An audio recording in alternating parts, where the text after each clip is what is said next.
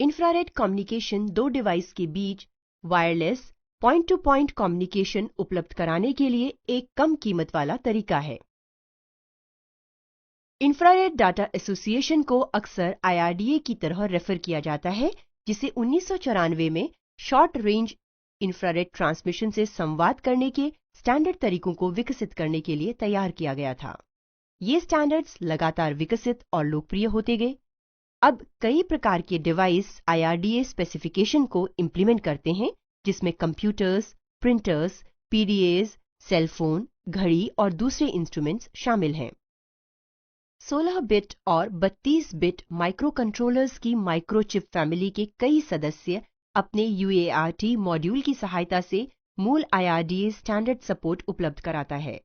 यह hardware design को बहुत ही आसान बना देता है। प्रदर्शन और प्रोटोटाइपिंग के उद्देश्य से माइक्रोचिप ने IRDA पिकटेल प्लस कार्ड AC164124 को एक्सप्लोरर 16 डेवलपमेंट बोर्ड DM240001 के साथ उपयोग के लिए बनाया है। PIC micro controller serial communication की मदद से दो PICs एक दूसरे के साथ आसानी से संवाद कर सकते हैं।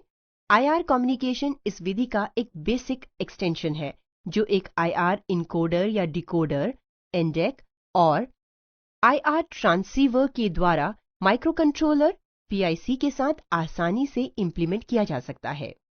इस उदाहरण में उपयोग किए गए एंडेक और transceiver serial IR SIR data rate को सपोर्ट करते हैं, जो 9.6 kbps से 115.2 kbps के बीच की रेंज में होते हैं। ट्रांसीवर की विशिष्ट रेंज आमतौर पर 2 इंच से 2 फीट तक होती है और जिसका 12 फीट तक विस्तार हो सकता है। PIC, एंडेक और लगे ट्रांसीवर सभी बाइडायरेक्शनल उपयोग को सपोर्ट करते हैं। हालांकि जब एक ट्रांसीवर ट्रांसमिट करता है तो ये वास्तव में अपने रिसीवर को ढक देता है और इसलिए सटीक फुल डुप्लेक्स कम्युनिकेशन को प्राप्त नहीं कर सकता। ट्रांसमिटिंग और रिसीविंग को बदलते हुए सिर्फ हाफ डुप्लेक्स को ट्रांसीवर के साथ उपयोग किया गया। ट्रांसमिटिंग के समय PIC सीरियल फॉर्मेट डाटा को एंडेक के पास भेजता है, जो इसे बिट बाय बिट इनकोड या मॉड्यूलेट करता है।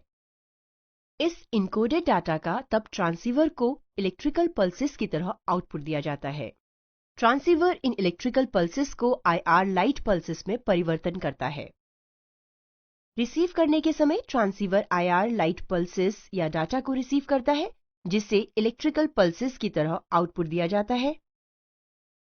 एंडेक इन इलेक्ट्रिकल पल्सेस को डिकोड या डीमॉड्यूलेट करता है, उस डाटा के साथ जो बाद में एंडेक UART के द्वारा ट्रांसमिट किया गया और दोबारा रिसीव करने वाले PIC के पास लौट जाता है। इस मॉड्यूलेशन या डीमॉड्यूलेशन विधि को IRDA स्टैंडर्ड के अनुसार परफॉर्म किया जाता है।